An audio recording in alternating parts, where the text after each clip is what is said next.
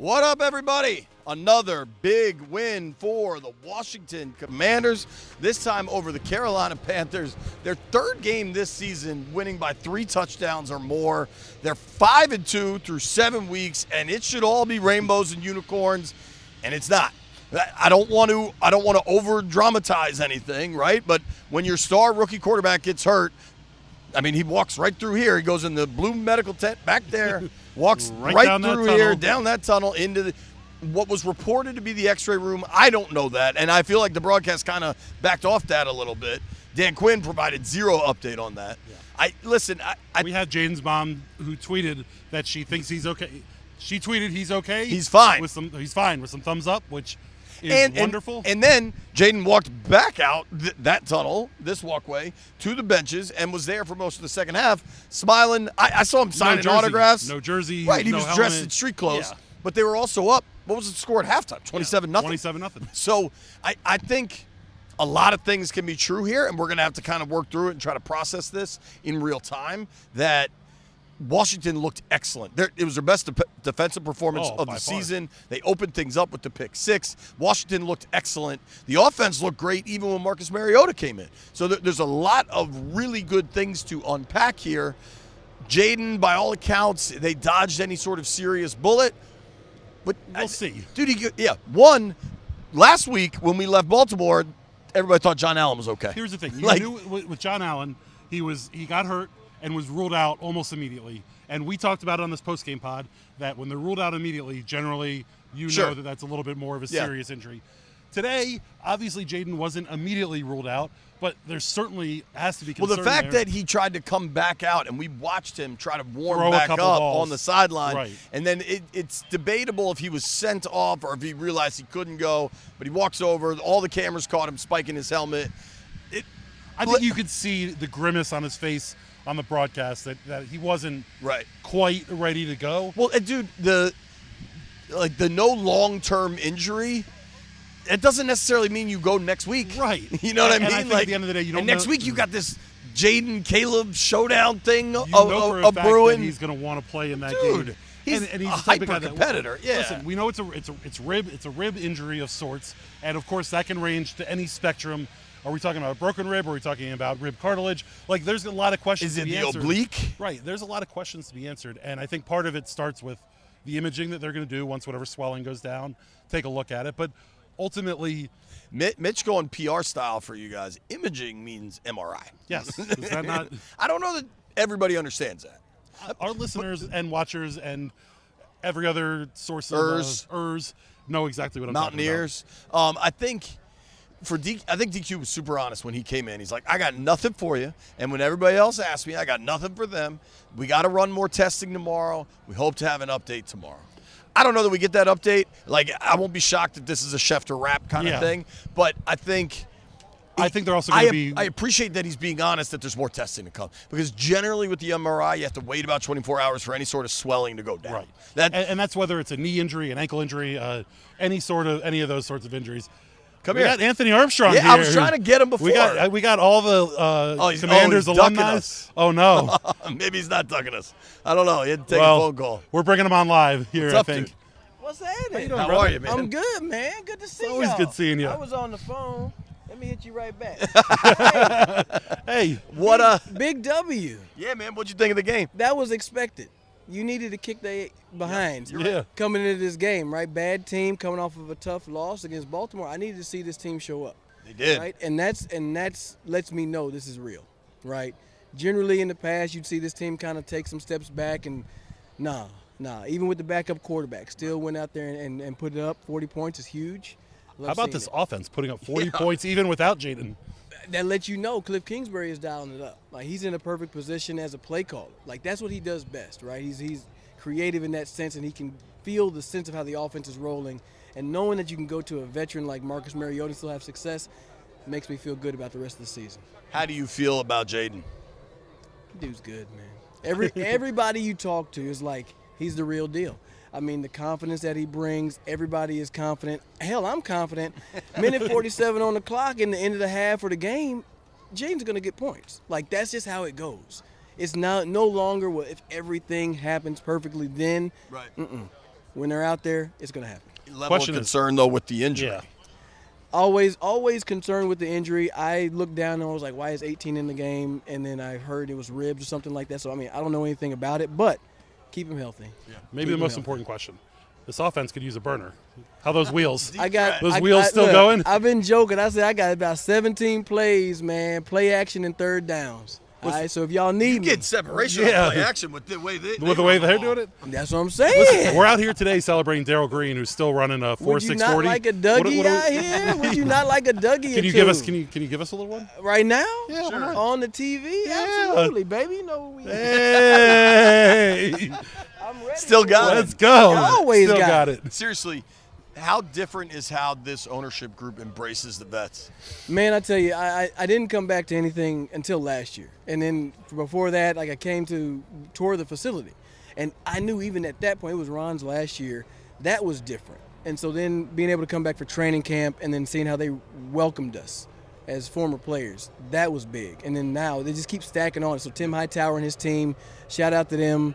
Shout out to Josh Harris and the whole crew for like pouring into the veterans and the legends and wanting us to come back. And we want to come back now. So over 150 legends were in the building today. Wow. That's cool. Looks like you guys had a fun weekend. It was huge. I mean, you got to think about it. All the names you hear about, the Art Monks and the Ricky Sanders and Gary Clark, so those guys are in the building now.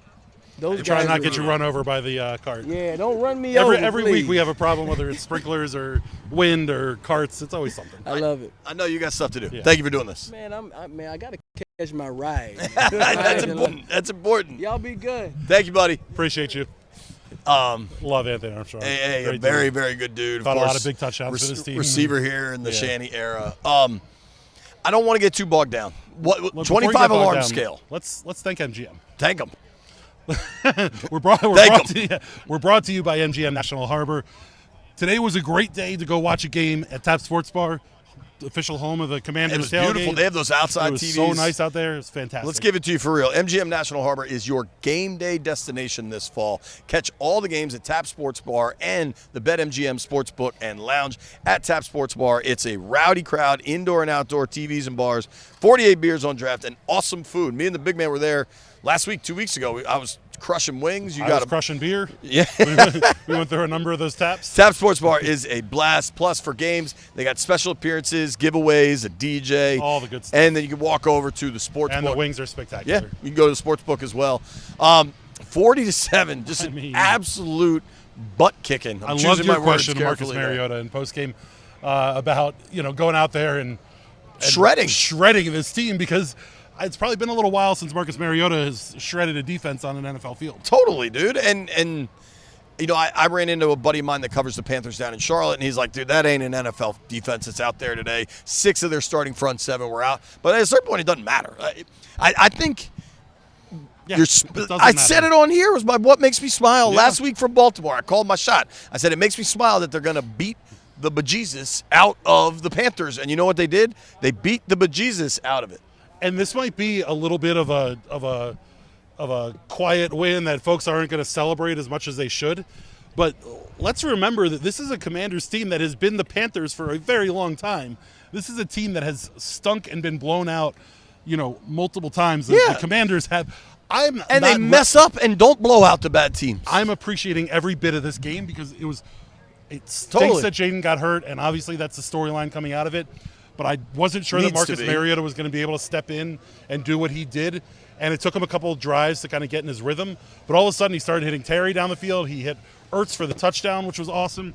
You're seeing that these guys. The defense was fantastic. I mean, the defense was unbelievable. And Carolina's been able to move the ball. They've scored at least 20 in 3 of their last 4. Yeah. They've been moving the ball. Hubbard been running the ball. Dalton looked bad.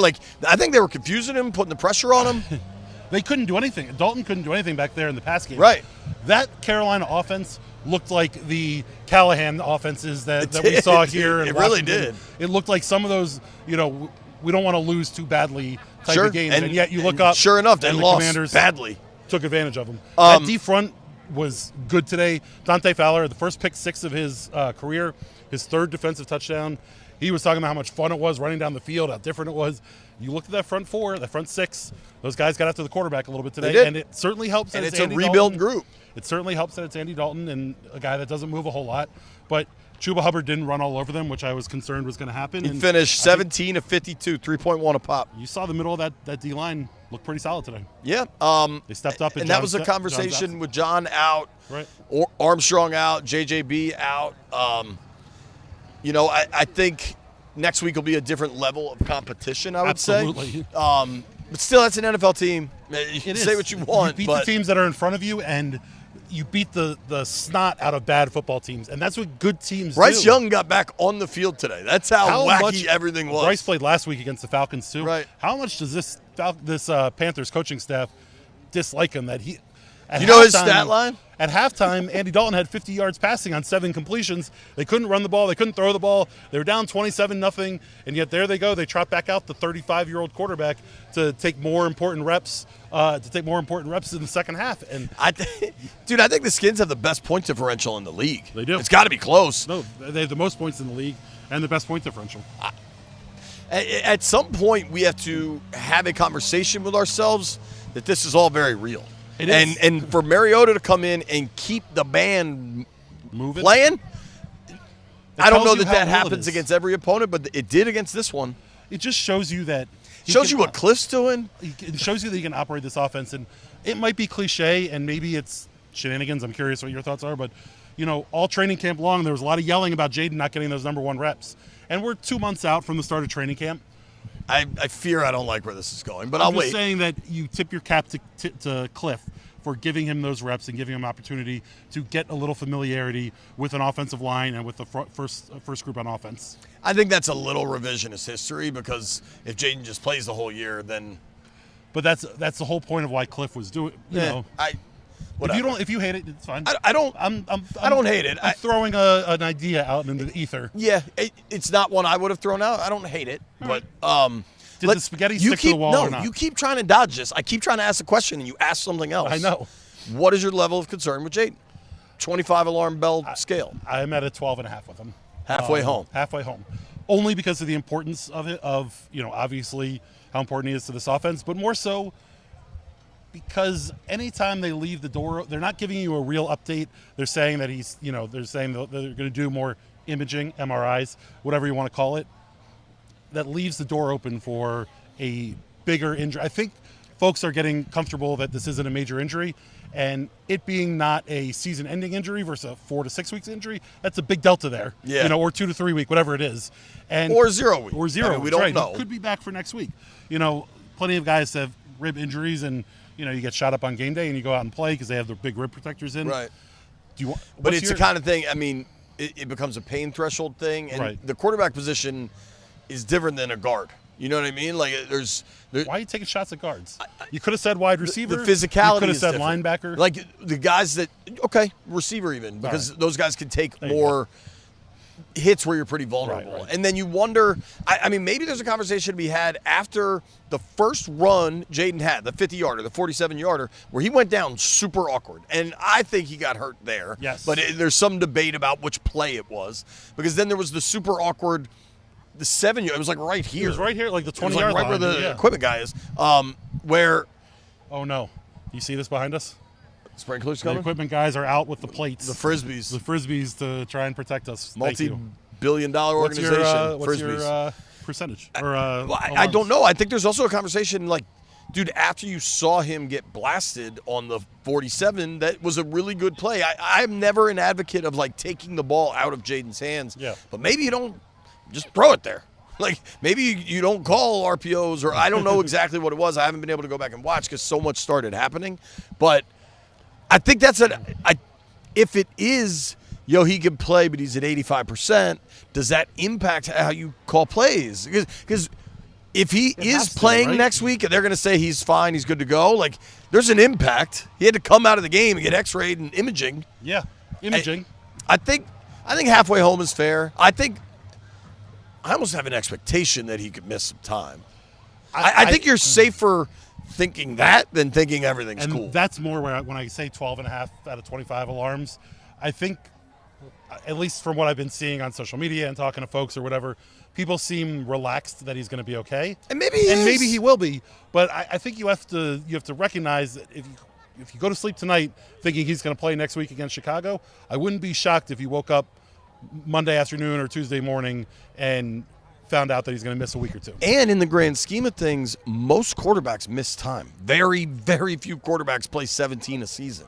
And so if this was a 2-week loss or something, you'd be like, okay, that kind of happens. But I think what's encouraging about it, and you started going there, was Marcus Mariota came in. Played well. And, the offense looked very similar to what it was with Jaden. Obviously, Mariota doesn't have quite the explosiveness that he does. But certainly he was able to run the RPOs. He was able to get the ball out to Terry and to Zach Ertz and company. And the offense kept moving. And it helps that you're playing a really bad Panthers team. But for his first reps with this organization, with this team, it's great to get those in against the Panthers. And if he has to go against and think about it. He didn't get much, if any, work in the preseason. Right. So people are like, oh, man, they're really running the offense. They kind of needed to. Yeah. What if Mariota needs to play for a significant period of time? Right. Tonight was like real work. And I had one of the guys in there, it was Ertz, I think, explained that basically Mariota gets to run his college offense. And he hasn't really run that since then. And maybe that's a huge part of why he'll – listen, he cooked tonight. And early on, I was like, oh, dude, this is a problem. This isn't going to work. I was wrong, left hand up, through 2 left drives or whatever. I mean, it was no good. Yeah. He came back and really looked great. I don't know that you can bank on that long term either. No. But they ran the ball extremely well. Outside of Jaden's big run, they ran the ball extremely well. B-Rob was 12 for 70, averaged 6 a carry. Eckler didn't get a whole lot. McNichols was 7 for 42. At the end of the game, mostly garbage time. Is it? But like somebody got to run the ball, right? Yeah, absolutely. Yeah. And listen, Mariota took a couple big hits there, so like that is concerning, in and of itself. But made it through the game, and I think that you're seeing a guy who can run this offense and can operate it, and hopefully Jaden doesn't miss time, but if he does. Yeah, it'll be a bummer. It'll be a bummer regardless. I mean, but then particularly because you had the Jaden, Caleb, and the flex game, and all that. Just a lot of juice. Yeah. We don't know, but I think you and I are both. I was thinking about Tandler as we were all running around. Like, don't listen to what they say. I gotta wait and see what the MRIs come back with, and then where he's at on Wednesday at practice. This is a wait and see for me, and not to be Debbie Downer, because I don't think it. Like, keep in mind, I'm not saying any sort of thing long term. Twitter was going nuts, right? Like, oh, it's his knee, it's his back. Like, no, it's probably right in here, and we'll see what happens. I remember my rib injury. Yeah. I was in rough. It, I do not. No, okay. I do not. Shout out to Chuck Honey. But I think it's important to sorry. Completely lost my train of thought there. That was fantastic. Well, dude, why don't we get to game balls? Let's get to game balls and goats. Start with Mariota. Brought to you by Oarsman. Yeah, brought to you by Oarsman Automotive of Virginia. We ride with them. You should do the same thing. 7 locations all over Northern Virginia, Alexandria to Chantilly. That's a wide swath of land. That is a big portion of land right there. I'll start with Mariota. I thought he was really, really good. And, dude, there's been this notion with him since the quarterback show on Netflix. The end of that season on that show didn't look very good for him. But at the same time, I don't think they really – my guess is he was told he'd get to start the whole year. Yeah. And then when they benched him for the rookie – he was a little salty about it. And that rookie couldn't play. I knew it then. I know it now. And I think that was a big part of it. Yeah. And so I think with Mariota specifically – that year goes sideways. People get this perception of him. Last year, he's back up in Philly the whole year. This year, he's been super cool. Every time we've dealt with him, he's been interacted with right? him, the way Jaden talks about him. Like I think Mariota's a big part of this team, and I think he showed it on the field tonight, which, frankly, I wasn't expecting. Yeah. Dude, I mean, statistically, 18 to 23 for 205 with 2 touchdowns. He was sacked one time. He ran another 34 yards on the ground. I want to go to defense. Good. I'm going to go to the defensive line, but particularly Dante Fowler. Fowler, sure. I mean, Fowler looked really, really good today. This is 2 straight weeks. The pick 6. He was around the quarterback all day. He was a problem for this Panthers offense. How about my guy Manny Forbes? Yeah. Grabbed a pick.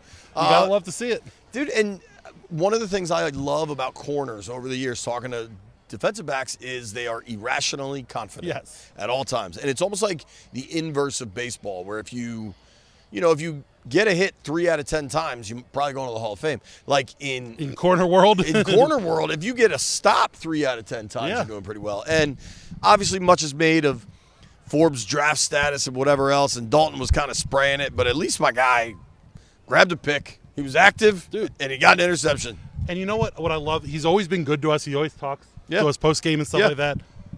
Post game, he didn't sit there and lament about not playing or complaining about what's been happening with his world. He stood up there and he was like, "Man, I made a play. I saw it happening. I was able to jump it. It was an important play to make, and it was. And you love to see him start building some of that. You know what I love is like there was no if I was out there more, I could show this kind of stuff more. Because I'm not sure how true that would have been, but I think as you talk to these guys as a whole, and maybe I'm jumping the gun on what makes you smile, but these guys all talk about like, everyone's rowing in the same direction. The team's looking. I mean, like that's an important thing to have and to do. I think B-Rob definitely deserves one. 12 for 70 with a touchdown. Terry that McLaurin first gets touchdown. One too for me. Yeah, Terry was 6 for 98. Didn't score, but averaged 16. He just made himself available to Mariota when Mariota was struggling to get the ball out, and then made a couple of nice catches. Ertz and Sennett, both first touchdowns of the year. Sennett's the first of his career. Ertz, first one in, I think, a full calendar year. I think he had one in October last year. I don't know if that's hat tips or what. I don't know. Ben Sennett's first ever NFL touchdown. It's a 40-7 win. We can give some out here. We can give a couple extra game balls. Seibert just continues to make kicks. Yeah. He was nails today. I'm trying to get. Are we missing? We got to be missing other people on defense. I mean, I think Luvu was everywhere. Samerstill was everywhere. For all the I thought both those guys were Benjamin really good. St. Juice last week, the fact that these guys scored 7 points and they had less than 200 yards of total offense, I imagine. The Panthers? Yeah. Panthers were 3 of 10 on third down. Again, they had 180 yards of offense. It's wild. Dude, 420 to 180 yards of offense. Like, that is an ass kicking. Yeah. We can get to the stuff here, unless you have other game balls to give out. Yeah, I wanted to highlight Samerstill. I thought he was really good. Yeah. His willingness and physicality continues to impress me. We've talked about it week after week at this point. Luvu, I thought, was really good. Luvu now has 4 sacks. Fowler had a sack and a pick 6. Have a day, dude. Yeah. Luvu had another sack. Wasn't that one of our things? Yeah.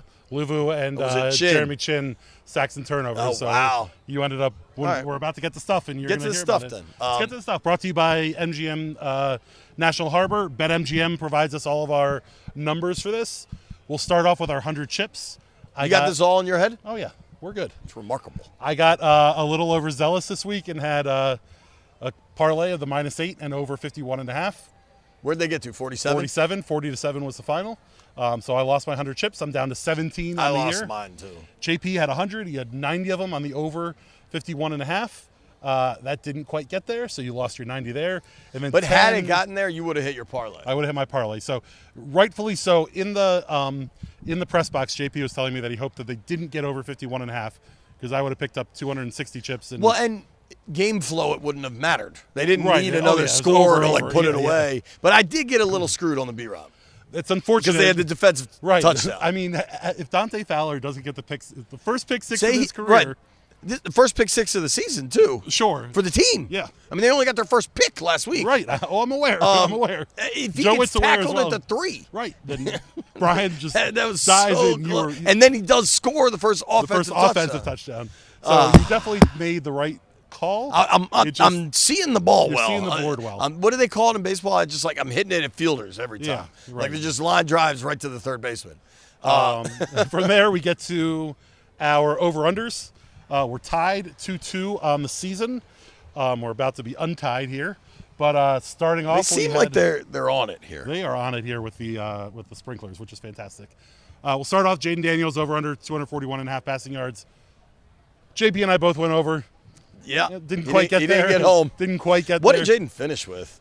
6. You keep going. 6 passing yards, I believe. I think it was 2 completions for 6 yards. Eckler and somebody else. 2 for 2 for 6 yards. 2 for 2 for 6 yards. The next one we did was Commanders rushing yards. The number was 157.5. Way over. For all Commanders rushing yards. They were at 180 at halftime. Finished at 214. Yeah, I mean, there was no doubt there. The Panthers are very bad against the run, and it showed up there. Lastly, the fans. Did we both go over? We both went over and have got over. Lastly, the fan-submitted one, which was Frankie Louvu plus Jeremy Chin. Sacks plus INTs. Plus INTs. The number was 1.5. I went over. JP went under. Thus, JP wins over-unders this week. Maybe I'll keep doing it. Maybe I'll just keep sending it out. That might be what you need. So he's up 3-2 now as we head to the final week. And that was close, dude. I mean, Louvu had the sack. He got the sack early. Yeah. And what was the second interception? Forbes. Yeah. When Forbes was running down with these jerseys that are tough to read from the press box, right. I thought it was an 11, and I was starting to get a little excited there. That would have been a good one. Lastly, we have the Benji bet, which is JP's favorite, and I am going to be respectful of the fact that that it's not sponsored. Somebody should sponsor this. Yes, someone should sponsor it. Damn it! I had a final score of 40-16. The Commanders scored 40. Unfortunately, the Panthers you only declared scored 7. no avocado toast. That was your declaration. This is sir. an avocado toast free zone. Right. However, well, enjoy not getting any cash. I'm just saying that I'm not asking for cash. You know, you want to talk about cash? I had to go to the pumpkin patch this morning. Oh, guess I have a family of 4. I know this is me, my wife, and 2 children. The 2 children are 9 and 5 years old. Guess how? And you said you didn't stop at the Butler's Orchard candy store? No, we just hit the pumpkin world. Let me tell you, that candy store is fantastic. Hold on. I know. I'm not talking about the donuts we bought. Right. I bought 2 pies because I'm a fatso. Oh, you bought the pumpkin I bought a pumpkin roll. Yeah. Straight. Actually, Pumpkin this may include the pies, but whatever. How much do you think we spent the barrel of stuff you push out and they weigh everything as you get out of there? I mean, I'm showing that I have no kids here because I can't really ballpark how much a pumpkin is per pound. It's a pound rate. Right. Is it? And you're paying to get into the building. All right. So how heavy was the pumpkin that you got? I got a regular pumpkin. Is that like 5 pounds, 10 pounds? I don't know. 7.5? Whatever you think a regular pumpkin Right. is. I think you're paying $5 a pound. $5 a pound? No? Way less? That's one of the worst financial guesses on this podcast since Pete was was part of things. I'll tell you what. Thanksgiving time at a pumpkin patch. Hold on, dude. I thought you were paying Halloween. $25. Halloween. I mean, Halloween. Dude, I thought you were paying $25 for a pumpkin. $5 a pound for like chicken. Right. But you're not buying chicken on chicken day. I believe it's like 85 cents a pound. Okay, then I came up a little heavy there. If I was going to a pumpkin patch with kids and families and all that, I would expect DJ that they would has a run it up bunch on of kids. you. DJ, how much you think I spent at the damn pumpkin patch? 4 kids? No, 2 Two kids. Me, my wife, 2 kids. Because here's They're the all thing, sitting Mitch, here thinking, not realizing. you don't just get 1 pumpkin. Of course. It's a lot of pumpkins. You get 4 pumpkins and gourds and all that stuff. Gourds, like I bet Cinderella I pumpkins. bet You ever spent heard of a Cinderella $75. pumpkin? 75. What's your number, DJ? $1.16. $1.16 in pumpkins. You know what we do with them in 10 days or so? Yeah. Throw them away. Let the ants eat them on your front porch? No, Lauren's got a hack. I'm sure people are loving this pumpkin talk. Yeah. You spray them with WD-40. Keeps the squirrels away. Oh, that's good. Yes, DJ? Bleach? That sounds There a little we go. more dangerous. Real quick, let's do JP for your My Benji bet. Your Benji bet. You had 30-22 and then changed it to 30-23. Either way, it made no difference. You were nowhere close. I wasn't. Yeah, I was. Yeah. Yeah, it happens. It's the concept of the Benji bet is really hard. Yes, it is. It's impressive that you've hit 1/2 of a Benji bet this year, and so have I. Now, have we both hit the Commanders side? I hit the Commanders side. I don't remember which side you hit. I don't remember. I think either. you hit the Bengals side when they played the Bengals. I think that was the Monday night game. Huh. I thought it was. I don't know. Anyways, let's bring. It's particularly irrelevant since there's no avocado toast and we're not giving 50s out, so I don't remember. Exactly. I'm sure an enterprising listener does. Perina's probably already over he's it. probably already texted us about it. Let's get to what makes you smile. Brought to you by Dominion National.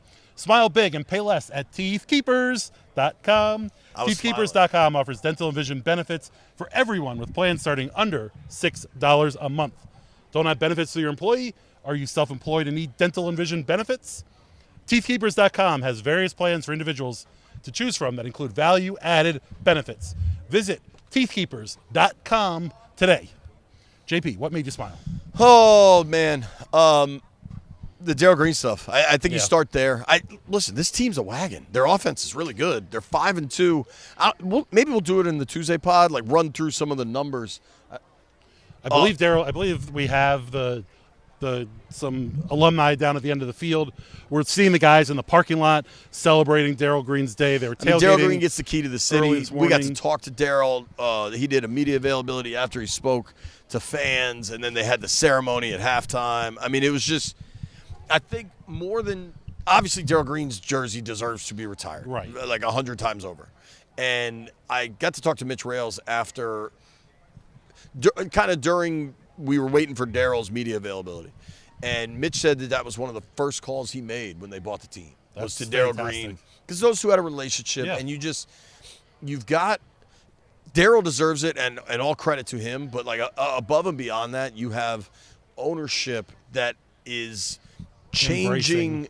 So, and you heard Anthony talk about it earlier when he joined us. But I mean, there's so many alums that I've talked to. Alfred Morris being here tonight. How cool is that? Yeah, like there's just, they've made this such a professional workplace that honors the guys that played here, and it's just really refreshing.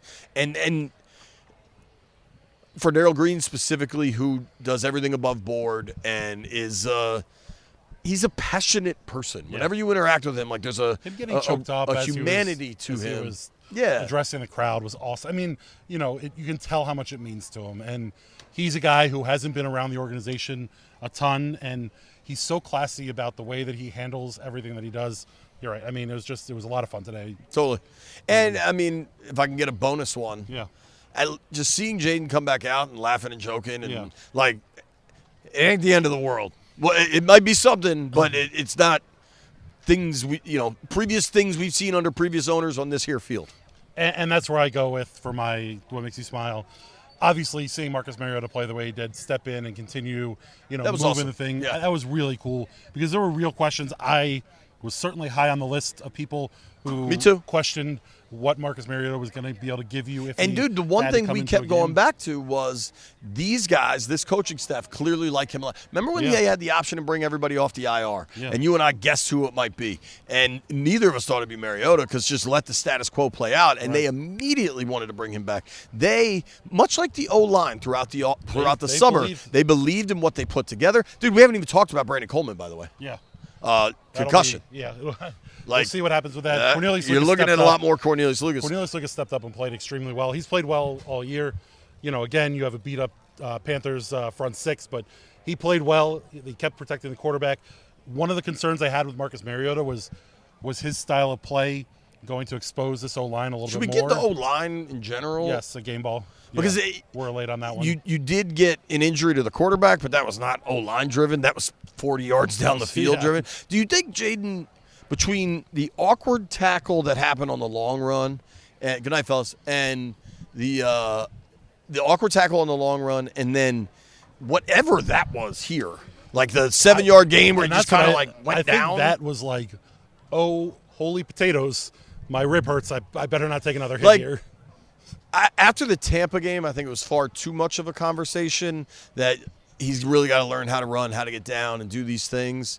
But now 7 games in, and he's missed a little time now. Maybe he's only missed a half. I think it still has to be part of the conversation. I don't want to take away the running, but maybe he has to learn something. Now, the open field one, I don't know what he does different. He cut inside on it. Had he cut to the outside? Yeah, but he might have made it a house call. And that's why you can't question it too much because he thought that it was going to be a house call, and it nearly was.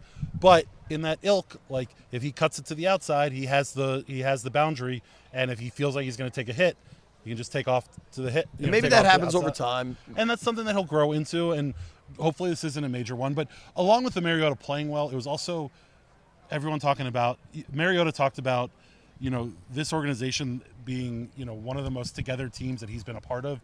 We talked to Andrew Wiley in the locker room. He mentioned that. Emmanuel Forbes did. Fowler talked about it too. I mean, you have a big weekend? From the top down. No, not really. The steel trap firing? I remembered every single thing. I just, It is remarkable. You're like Rain Man with that stuff. Definitely. I just, there's too many thoughts percolating around here. Sure. Sometimes they get a little confused. Time for the percolator. Right.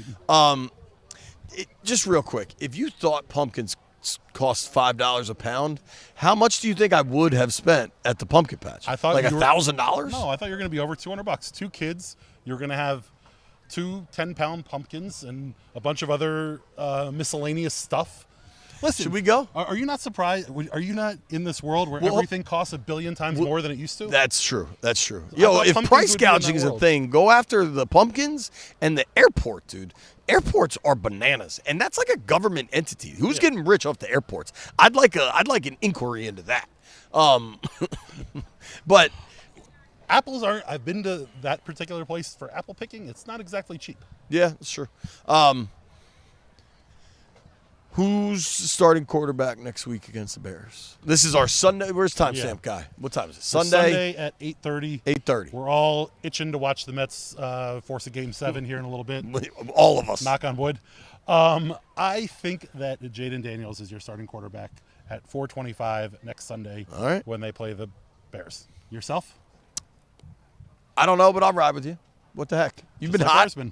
You've been hot? Yeah. Me, you, Orsman, and Jaden. We're all doing it. All right. We are going to get out of here. We're back with another. Yo, here's the other thing. If you want to watch this, if you're listening to this and then you decide you want to watch it, you can watch it on the Monumental app. You can watch it on YouTube.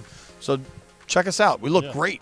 I mean, shout out Stacy. You look great. I love that this blazer is fire. I don't have much plum. And Stacy pushed me. She encouraged me. She's encouraged me with some purples as well. Yeah. It's not typically my style, but dude, the Mets. Here we go. The Mets are not purple. Yeah, but they, like grimace, like it might be your purple season. The whole thing's moving. If they force a Game 7, I will be in purple on Sunday against the Bears. Wow. Okay. We got to go. Thank you to everybody that watched. Thank you to everybody that listens. Commanders are 5-2 and have just kicked the ass of every bad team they've played. And you know what good teams do? They just step on throats. Yeah, dude. You don't wait for opportunity to knock. You kick down the door, and that's what Washington's doing, and it's been very, very impressive. JP, Tybo, Finley. You like that kick right there. That was pretty good. significant. We got to go. Made it this far, I owe you beer.